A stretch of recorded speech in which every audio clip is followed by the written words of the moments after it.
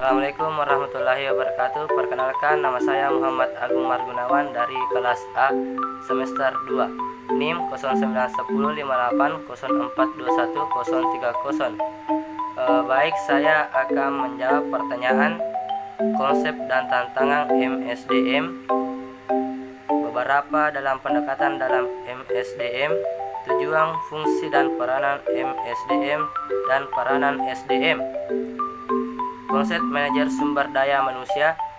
Sumber daya manusia adalah faktor sentral dalam suatu organisasi. Apapun bentuk serta tujuannya, organisasi dibuat berdasarkan berbagai visi dan misi dalam melaksanakan kepentingan manusia. Jadi, manusia merupakan salah satu faktor dalam kegiatan organisasi.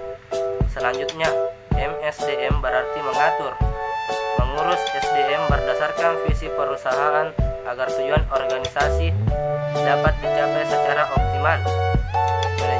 Manajemen sumber daya manusia adalah suatu proses menangani berbagai masalah pada ruang lingkup karyawan, pegawai guru, manajer, dan tenaga kerja lainnya untuk dapat menunjang aktivitas organisasi atau perusahaan demi mencapai tujuan yang telah ditentukan.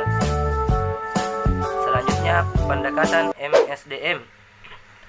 Beberapa pendekatan yang digunakan dalam MSDM yaitu: A. Pendekatan SDM, menekankan pengelolaan dan pendayagunaan yang memperhatikan hak asasi manusia.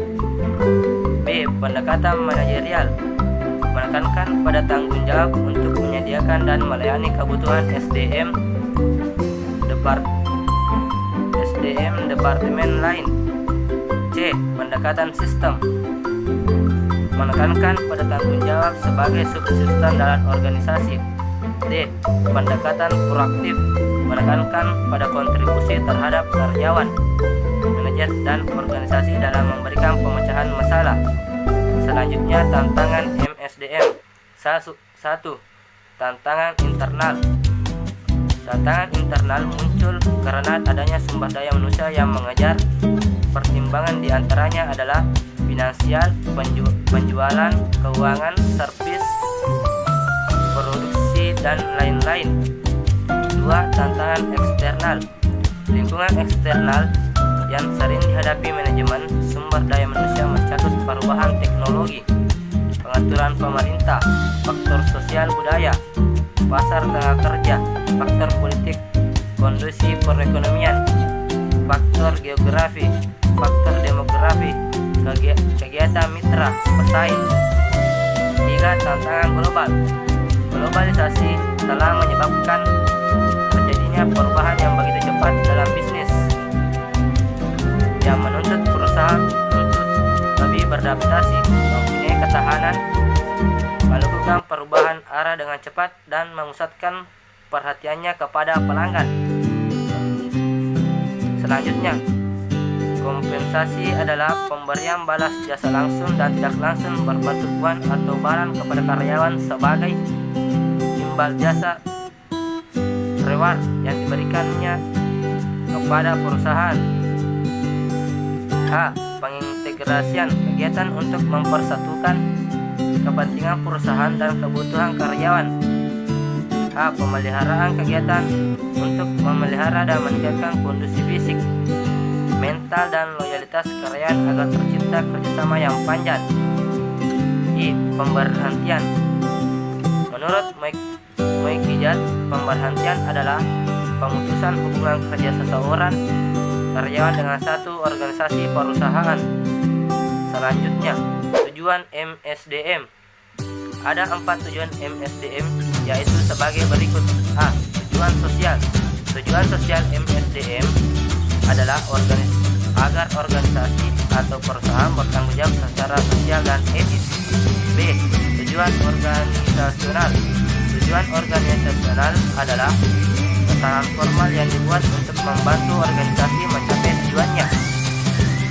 C. Tujuan fungsional. Tujuan fungsional adalah tujuan untuk mempertahankan kontribusi Departemen SDM. D. Tujuan individual. Tujuan individual adalah tujuan pribadi dari setiap anggota organisasi atau perusahaan yang hendak mencapai tujuan. Selanjutnya, fungsi MSDM. Ada beberapa fungsi MSDM, yaitu A. Perencanaan. Perencanaan adalah kegiatan memperkirakan tentang keadaan tenaga kerja agar sesuai dengan kebutuhan organisasi. B. Rekrutmen. Rekrutmen adalah proses penarikan sekelompok kandidat untuk mengisi posisi yang lowes. C. Seleksi. Seleksi adalah suatu proses menemukan tenaga kerja yang tepat dari sekian banyak kandidat. D. Pelatihan tenaga kerja. Pelatihan kerja adalah keseluruhan kegiatan untuk memberi, memperoleh, meningkatkan serta mengembangkan kompetensi kerja, produktivitas, disiplin, sikap dan etos kerja pada tingkat keterampilan dan keahlian sesuai dengan kualifikasi jabatan dan pekerjaan. E. Evaluasi kinerja. Sebagai bagian dari fungsi manajemen, fungsi evaluasi tidak berdiri sendiri. Selanjutnya, peranan MSDM. Peranan MSDM yaitu A. Menetapkan jumlah, kualitas, dan penempatan tenaga kerja yang efektif. B. Menetapkan penarikan, seleksi, dan penempatan karyawan. C. Menetapkan program kesejahteraan, pengembangan, promosi, dan pemberhentian. D. Meramalkan penawaran dan permintaan SDM pada masa yang akan datang.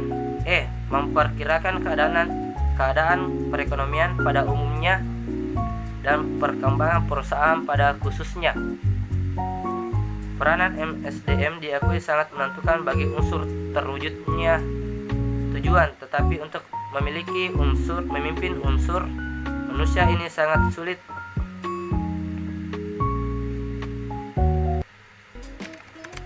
Baik, itulah jawaban dari pertanyaan tersebut.